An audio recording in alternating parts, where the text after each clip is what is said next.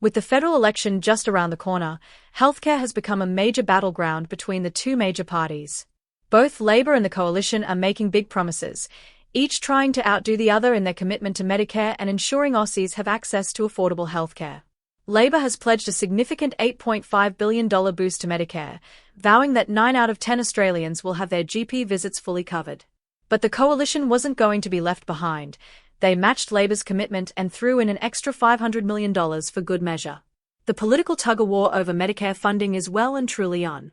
Shadow Finance Minister Jane Hume has defended the Coalition's record, stating that opposition leader Peter Dutton's dedication to a high-quality healthcare system is, in her words, unquestionable.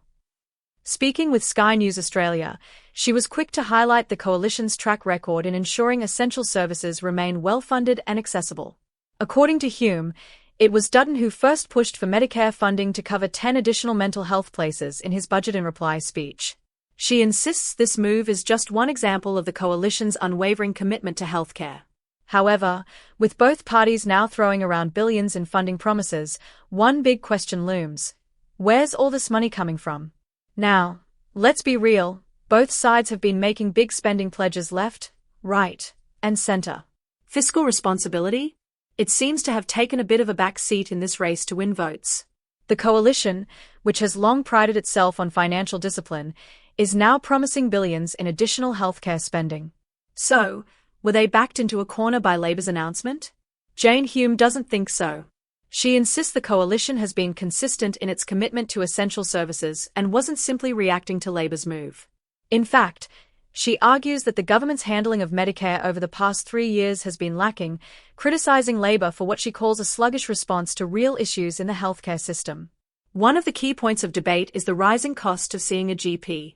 Hume pointed out that under Labour, it's become 45% more expensive to visit a doctor than it was during the Coalition's time in power. Meanwhile, bulk billing rates have taken a nosedive, falling from 88% to 77%. That means more Aussies are having to fork out their hard-earned cash just to see their local doc. According to the Coalition, over 40 million GP visits that would have been bulk billed under their government have not been covered under Labour. That's a huge number of out-of-pocket expenses Australians have had to deal with. Hume argues that this latest funding commitment isn't just about throwing money at the problem, it's about making up for what she sees as Labour's failure to properly manage the system. But here's where things get tricky. While the Coalition has pledged an extra $9 billion, they still need to explain how they are going to pay for it. The obvious question is, will there be spending cuts elsewhere? Hume insists the money will come from scrapping Labour's costly policies. She outlined a few major initiatives the Coalition would scrap if they returned to power. One of the biggest savings? Ditching Labour's Future Made in Australia program, a multi-billion-dollar initiative designed to boost domestic manufacturing. Hume claims the Coalition wouldn't waste taxpayer dollars on production tax credits for companies doing things they were already planning to do. Then there's the Housing Australia Future Fund, Labour's $10 billion plan to build social and affordable housing. According to Hume, the fund has delivered 0 completed homes so far, making it, in her view, an expensive failure. She also pointed to the Rewiring the Nation project, Labour's massive $28 billion investment in upgrading the electricity grid.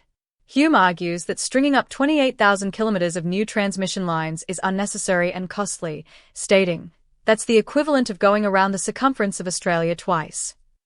These cuts, she says, will provide the fiscal room needed to fund the Coalition's healthcare promises. At the heart of this debate is a simple but crucial question. Which party do Australians trust to manage Medicare effectively? Labour argues that their record speaks for itself, that they are the only party truly committed to strengthening Medicare and ensuring everyone can see a doctor without breaking the bank.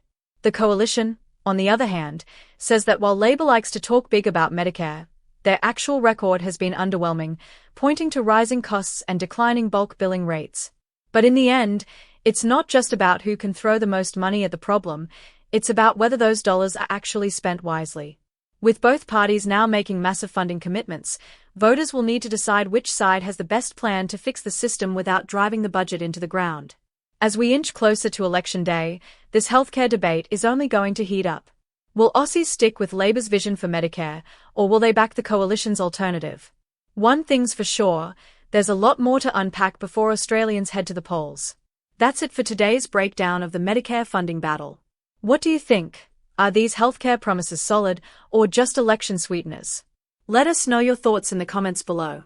Make sure to like, subscribe, and hit that notification bell so you don't miss our next update. Cheers for tuning in, and we'll catch you in the next one.